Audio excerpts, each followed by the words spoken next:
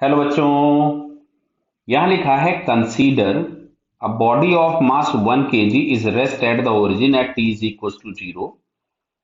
A force F is equal to alpha t i cap plus beta j cap is applied on the body where alpha is equals to 1 Newton per second and beta is equals to 1 Newton. The torque acting on the body about origin at t is equals to 1 second is tau. Which of the following statement is are true? Clear. तो सबसे पहले force जो हम लोगों के पास दिया गया है, तो अल्फा और बीटा की वैल्यूज 1 1 है, तो इसको मैं 1 1 रख के फोर्स लिख देता हूं सबसे पहले। तो ये हमारे पास आ रहा है T i cap plus J cap. Alpha और बीटा की वैल्यूज पुट कर दी। क्लियर। अच्छा, टॉर्क चाहिए तो फोर्स तो दिया है हमको, आर वेक्टर चाहिए। आर वेक्टर निकालने के लिए सबसे पहले हम लोग यहां से, अच्छा देखो, फोर्स दिया और एक मास दिया है 1 kg, तो क्या मैं एक्सेलरेशन वेक्टर को भी यही लिख सकता था, एफ बाई एम लिखोगे और m बराबर 1 है, तो ये भी हमारे पास यही आ गया। तो यहां से हमको दिखता है कि जो ए एक्स वेक्टर है वो t है और ए वाई जो है वो कांस्टेंट है 1। क्या क्लियर दिख रहा है बेटा? ये बराबर, इसको हम लोग लिख सकते थे d v x upon d t. ऐसा कर क्यों रहे हैं? तो भाई हम लोगों को चाहिए था टॉर्क। टॉर्क के लिए चाहिए हमको आर वेक्टर। क्लियर है। तो यहां से हमारे पास आ जाएगा v x is equals to t square by two. दिख रहा है ना बेटा? इसको इंटीग्रेट कर दो उधर ले जाकर के टी डी टी। सिमिलरली अगर मैं यहां से इसको लिखा d y by d t is equals to 1, तो डी टी उधर जाएगा, इंटीग्रेट करोगे तो वी वाई बराबर मिला टी। फिर से इसको डिफरेंशिएट करते हैं, हम इसको लिखेंगे dx अपॉन dt। तो dx upon dt is equals to मिला T square by two. Similarly इसको लिखोगे dy by dt is equals to T. तो अब यहां से हम लोगों के पास मिलेगा dx is equals to 1/2 t square dt।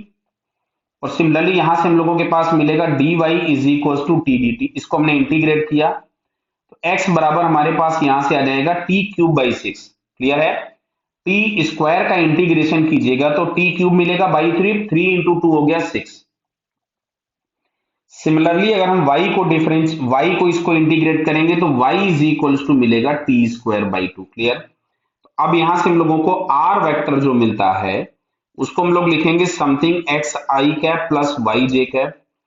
तो ये बेटा हम लोगों के पास मिल रहा है यहां से T cube by 6 I cap plus t square by 2 J cap. एक बार ध्यान से देख लीजिए कुछ गड़बड़ तो नहीं कर दिया कहीं पे। T cube by 6 plus t square by 2। Clear, बढ़िया है। अब हमको टॉर्क चाहिए था, तो बेटा torque tau is equals to हम लोगों ने पहले से पढ़ रखा है, होता है आर क्रॉस एफ।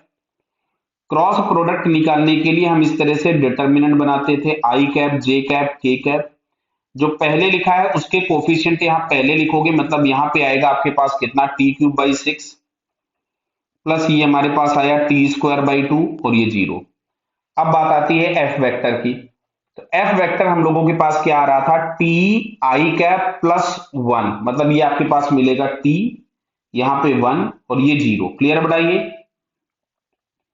अब हम लोग लिखेंगे आई कैप में this into this product 0, this into this product 0, तो ये तो 0 हो गया, माइनस जे कैप। जे कैप में भी देखोगे तो आपके पास इसका इसका प्रोडक्ट, मतलब मैं इसको यहाँ पे अंडरलाइन कर रहा हूं, इसका इसका प्रोडक्ट 0 हो गया, इसका इसका प्रोडक्ट 0 हो गया, तो ये भी 0 हो गया, प्लस के कैप। अब के कैप में हम लोगों के पास देखिए किसका किसका प्रोडक्ट होगा, इसका प्रोडक्ट होगा इसके साथ, मतलब ये मिला टी क्यूब बाई 6 माइनस, फिर इसका इसका प्रोडक्ट होगा तो ये हमारे पास मिलेगा minus of T cube by 2। Clear. तो सॉरी, तो फाइनली अगर हम लोग देखेंगे तो यहां से हमारे पास आता है ये के कैप, और इसमें से अगर हम लोगों ने 6 एलसीएम ले लिया, तो हमारे पास मिलेगा T cube minus of 3 T cube, तो 3 माइनस 1 मिलेगा 2। तो फाइनली आपके पास यहां से मिलता है के cap minus of T cube by 3। Clear.